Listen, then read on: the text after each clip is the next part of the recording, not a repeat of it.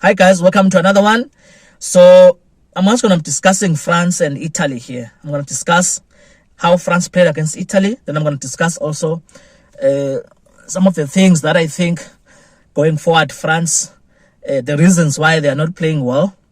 Some of the reasons why they're not playing well. What I think may be the cause of this drop in form or from the national team of France. So against Italy, they were started very well. France, they were very good. They scored that first try through the power game from their captain Olivon. He crossed that chalk line on the first 5 minutes of the game.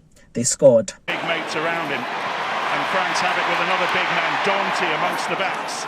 First real threat, picked up by Boudillon. Taken on by Francois Cross. This is the captain, Olivon. French voices raised, French expectations. Drive to the line from Walkie. Christophe Ridley looking to get the best. As the game went on for France, they started to look very flat for me. They looked very flat. There were mistakes that they were making that a French team would never make, The mistakes that they were making. Once again, in the blink of an eye, Danty, who helped set this all up. Oh, a lift to the left-hand side. It's your own leg, it's your own leg. Now Baka wants it, not for long. Jalabert didn't want it. Especially when at times they were running out of ideas in open play, phase play. Sometimes they will force things, or the passes will not stick, or in a set play move they will make mistake. There was one play where they coming from a maul, they tried to play like a set play, passing through the hands, but when it got to Penot, there was a mistake that he made. So they seem to be not gelling very well, France. Maybe a combination of many things, though, by the way. But I must give credit to Italy also. I think Italy played well in this game, especially the try they scored towards the end. Italy, they really scored a nice try here, Italians. Doing better things, but this is also down to an Italian team who's absolutely not ready to let go and who are producing a lot of quality rugby. Team-man defence being questioned by Frex. Lamoureux wasn't far away. Here's Canone. Garbisi. And then Lucchesi. What's going on here? Marine! Over the top! And Italy has scored! So it's good for Italy also. They are building something very nice here, Italy. So let's start with the World Cup. In the World Cup, they faced the Springboks in the quarterfinals. I think that loss really had an impact on them, because before that game, they were playing really well, by the way. They were very good, France. But after that loss, I think maybe something might have happened to their psychology. I don't know, I'm speculating, which is affecting how they are playing now. Okay? When you lose a major game, you can even start questioning your ideas, what you're doing on the field, the training methods, all that. The second factor that I think is having an effect on France is the loss of their main players. They don't have Gelon, they don't have Ntamak, and importantly, they don't have Antoine Dupont, the number 9, influential guy. So I think this is having an effect on them, because now they seem to have no ideas on how to find space.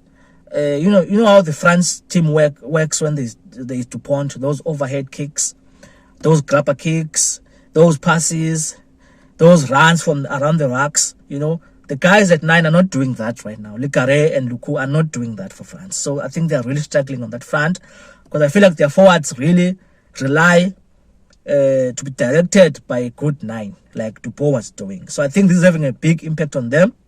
Ntamak, I don't think is having that much of an impact, because Jalibert played well when they were playing in the World Cup against New Zealand, and they played well against us in the World Cup, the Springboks, France. So I don't think that's a big major impact, but I think Dupont is a big impact, is a big loss for them.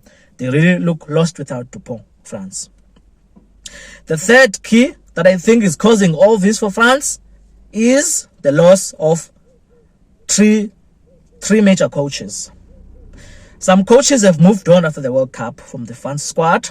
They went to this World Cup with a very good coaching team, big staff, So the big guys who've left is a guy called Karim Ghezal,